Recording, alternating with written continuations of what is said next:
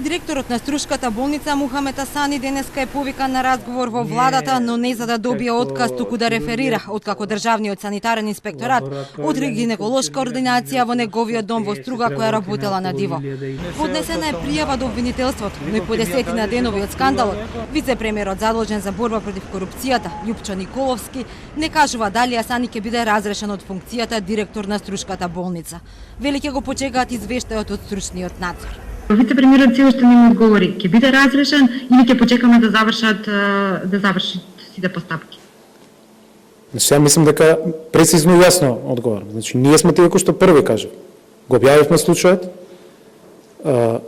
работевме деноноќ на овие денови да се расчисти до крај, да влезат инспекторите внатре, да се констатира состојбата, експресно дадено решение за забрана за вршење на дейност.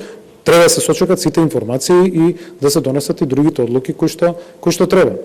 Во пријавата доставена до обвинителството има и заведени нотарски изјави од 4 пациентки кои тврдат дека докторот во таа ординација ги прегледувал после 15 часот. Една од пациентките во изјавата посочува и дека во таа ординација докторот ја контролирал нејзината бременост уште пред 8 години. Инспекторатот вчера донеси решение забрана за вршење на дејност во гинеколошката ординација, која пак воопшто не е регистрирана никаде, нема ниту дозвола за вршење на здравствена дејност.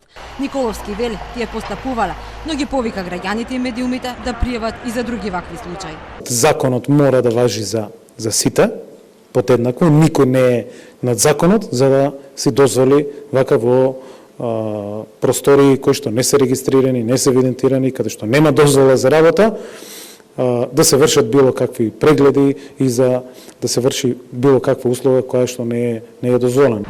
Стручниот надзор не е готов. Го прави лекарската комора каде член е и гинекологот Асани, но тој не е член на комисијата која одлучува за него. Надзорот е за предметот кој го открија медиумите за обвинувањето на родилката од Дебар, дека после породувањето со царски рез во Струшката болница останала и без матка, бубрек и јајник поради лекарска грешка.